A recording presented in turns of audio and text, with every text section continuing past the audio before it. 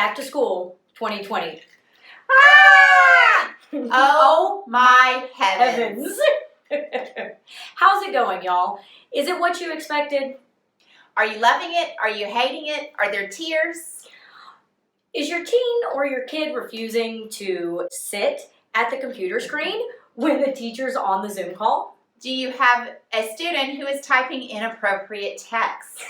Do you have to actually physically sit with your child to make them stay on task on the video? How are the supplies, the Wi-Fi, all the stuff that you need? Our guess is it's not what you expected, and you're probably not loving it.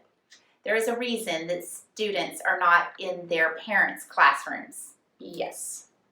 In this video, we are going to show you our step-by-step process to help you get more control over what's not working and help you get more organized.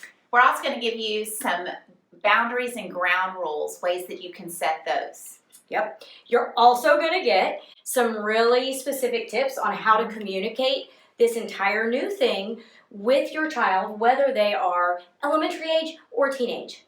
So grab your pen and paper and get ready to dive in.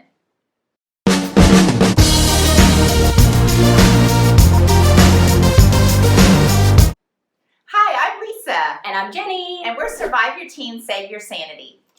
And if you're new here, don't forget to subscribe to our channel and click the bell to get notified every time we put out a new video. So there are three main steps in this process for getting everything ready and organized and running smoothly for going back to school online or revising what you've already tried and it's not working very well. Step one is moving from a place of what's not working to what is working, okay? Step two is all the planning, right? Getting very specific about the plan. The tiny details, that's all that's in, the plan, and how to communicate that with your child or your teen. Yeah. The third step is just putting it all into action. Kind of just saying go and running with it and working out the kinks. So in step one, how do we get from what's not working to what is?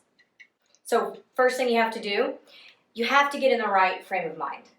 If you go into, say, the second week of terrible, awful, this is just a mess online school, if you go into it negatively, your child is going to respond the exact same way. And chances are, everybody's sort of been negative anyway. Right. So it starts with you. You have to shift your mind, even if you have to fake it. Right? Right. Pretend, because the frame of mind that you have, your child picks up on. Will totally pick up on it. Yep. So fake it till you make it. Yep. And evaluate the current situation. Maybe school hasn't started for you yet. Maybe you have already started and you wanted them to go online, or you wanted to be them in person and they're online. Yeah. Evaluate what's working. Is your team not getting up and getting to their class? Right. Are they not taking it seriously? And sometimes there's so many different setups going on around the country. Some kids have to do it at the exact same time that they would be in their class. Yeah. So evaluate all of that and see really where you are so you know what you need to either pivot with, or change or prepare for. Right. Yeah, definitely. So getting your head in the right frame of mind, looking at that schedule, is a big part of it. Looking at that schedule to see what's working, what's not. Being flexible. Oh my gosh, being told you have to be flexible. And you know what? That's kind of hard. I know it's hard for me when I think, I've got this all set up. I need the kids to do it my way because I'm the parent. But then, so if I'm not flexible with, okay, whatever, it's not working so well, and maybe what I thought wasn't the right thing. Yeah, and I think that is one thing that I definitely do with homeschool. Some of my kids are homeschooled. I have to kind of look at it as, okay, it doesn't have to be from 9:30 to 10:30. Right. If we get started at 9:20, great. And if it only takes us, if we're here or there, it all depends on what your district. Right. If you're doing online, what is working? There is nothing that is the end all for every family. There's not a cookie cutter, even like you said, even if the district says, for high school, they have to be on camera for each class period, it still can look different in your home. Right. With They each still have to child. get credit. Yeah. You've got to make sure that they do the things that they need to do to get credit for those classes. Right. But yes, it can look a little bit different. It can look different. Also, your teen's response. Anticipate how they're going to react when you want to change things up. Because you know how much teens love change. Well, we don't love change. No, we don't. No, we don't. Yeah. So, and if you have sort of already kind of said, this is how things are going to be, and they've pushed back on that, and now you're coming in a week or so later, and you're like, Yes. sorry, now this is how things are going to be, and they're going to be like, I always feel like with my teens, having a little bit more of an open conversation with them and involving them, because remember, our ultimate goal is we want to build a relationship, connect, and get them to be adults eventually. Yeah, right, exactly. So anticipate, good or bad, it doesn't matter. Anticipate their reactions, plan for it, don't get defensive, right? Mm-hmm. But if you kind of have an idea ahead of time of the way they might react, you can now plan for how you will not react. And have the right mindset. Right. When they throw something at you. Exactly. Yeah. Step 2, the plan. All the things having to do with getting super specific about what this new plan moving forward is going to look like, whether you've had a plan and it's not working, or you haven't had a plan at all because you figured you didn't really need it. That's the teacher's job, right? And now you're going, ooh, not really working. What do we do? So the planning piece, this is kind of like the meat and potatoes of this whole thing.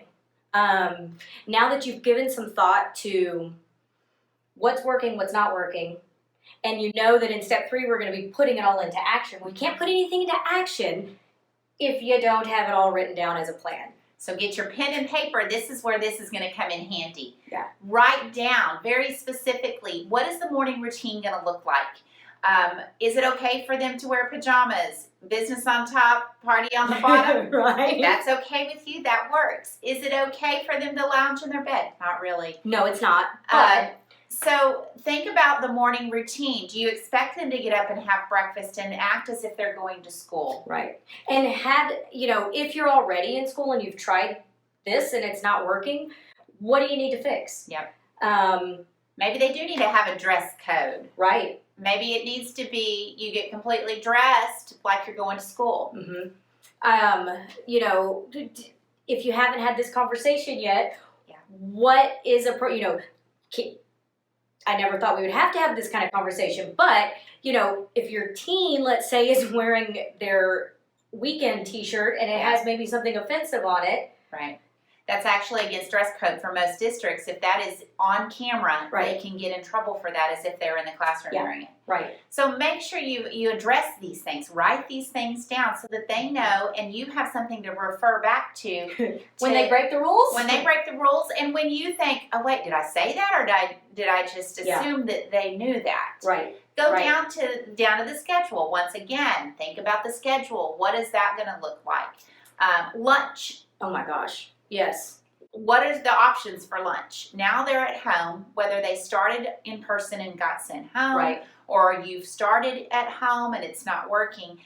Lunch might be a part of that. What is something that you can you make up a menu? And they're responsible. Teens should be able to fix their own lunch. Yeah, and it's not this whole, at least for my family, I've already explained, it's not this whole a la carte, mom's the short order cook, and I'm going to make, 15 different things when you have a 30-minute block. Right. Right? So figure out what that is. Is it just like if they were taking their lunch to school? Mm-hmm. Here's the things you're going to eat. Right. Here's what you can make. And then you need to get back to your video class thing. Right, yeah. So one of the things I think about is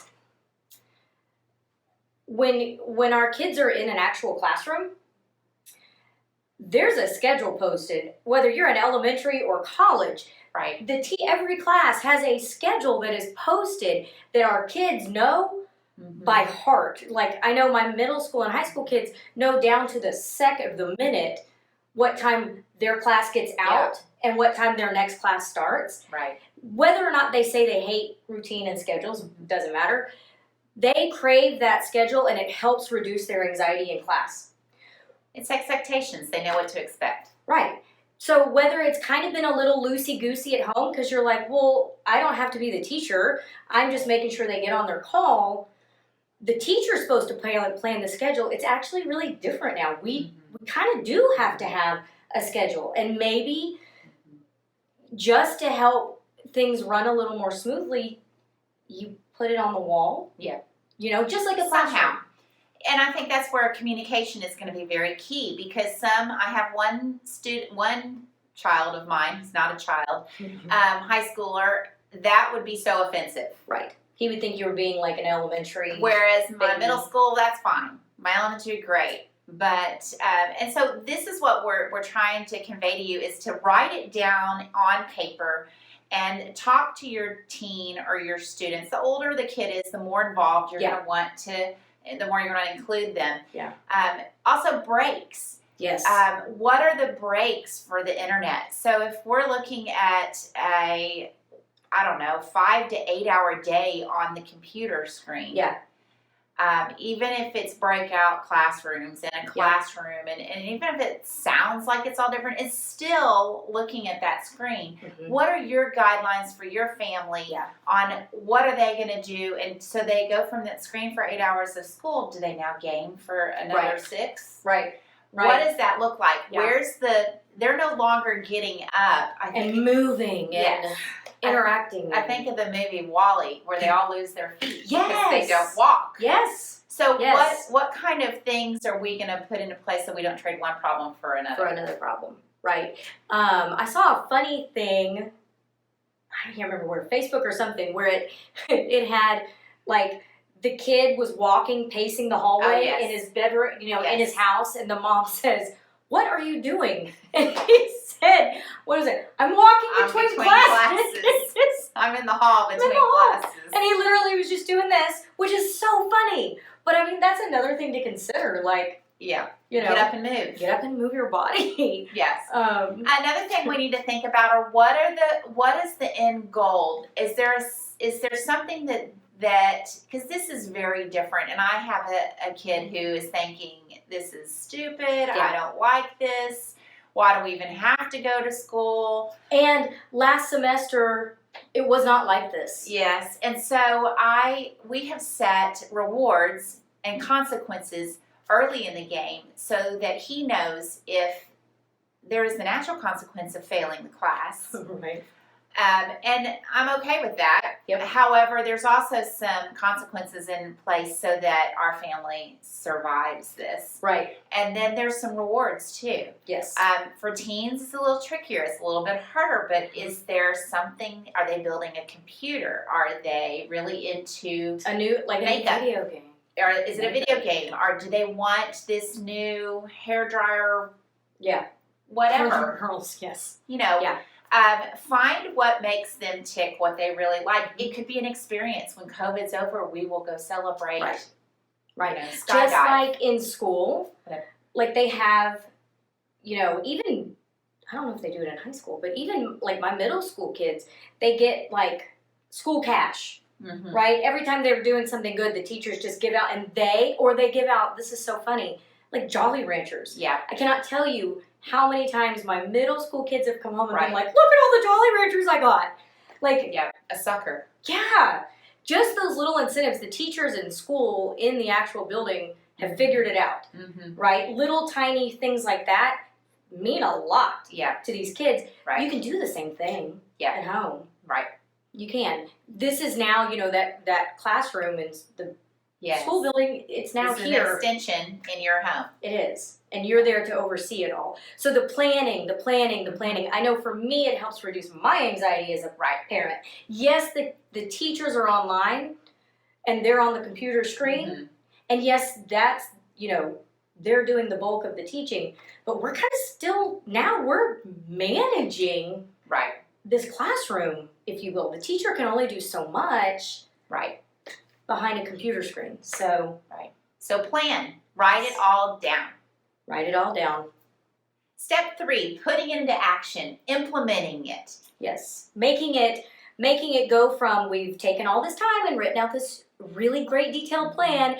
Ooh, now we actually have to have that conversation with our children about it, which is something I know I dread all the time. Yes. Yeah. Anticipate what their responses are going to be and kind of have in your mind how you're going to reply to them. Yes. Mindset. Think about your positive mindset. Fake the positive mindset. If you don't have it, you can fake it. But like, so I think of this as your first day of school in a classroom. Teachers come out with the student handbook. Mm-hmm. Students don't necessarily have to read it. That's fine. Nobody does, I don't think.